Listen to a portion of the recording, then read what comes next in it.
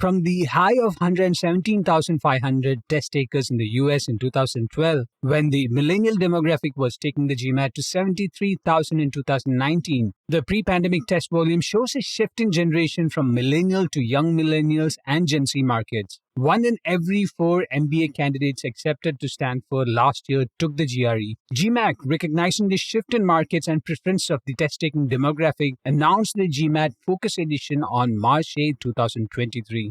The exam will be shortened by nearly an hour with no writing required. The new GMAT exam will be available to students from early 2024. Following that, GMAT Focus Edition will be the only GMAT option offered. The test will be divided into 3 45-minute sections: quantitative reasoning, verbal reasoning, and data insights. It will last 2 hours and 15 minutes instead of 3 hours and 7 minutes. The test will also have an option for a 10-minute break. Apart from the shorter duration, here are 3 things about the GMAT Focus Edition you should know. Number 1, bookmark and change answers. With the Focus Edition, applicants get the option to bookmark and review as many of their answers as they want and can change up to 3 responses per section.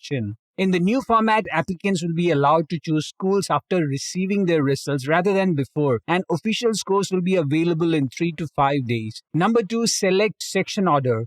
Another welcome addition to the GMAT Focus Edition is the increased flexibility of the select section order options. When the current GMAT has fixed 3-part order options, the new GMAT will feature 6 orders in verbal, data insights, and quant, with the test takers choosing their order of preference. Number 3, total questions. For the quantitative reasoning section, there will be 21 questions designed to assess fundamental algebra and arithmetic skills. There will be 45 minutes dedicated to tackling these quantitative problems, which equates to an average of 2.9 minutes for each question. For the verbal reasoning section, there are 23 questions with a focus on reading comprehension and critical reasoning. As with the quantitative section, there will be 45 minutes to complete these verbal reasoning questions at 1.57 minutes for each question. For the data insight section, there will be 20 questions including data sufficiency, multi-source reasoning, table analysis, graphical interpretation, and a 2-part analysis. Again, 45 minutes will be set aside to solve these data-driven questions, with 2.15 minutes allotted to answer each question. If you need help with choosing your career or with selecting MBA or master's program, subscribe to FNGMAT's career planning service at store.fngmat.com/career-planning.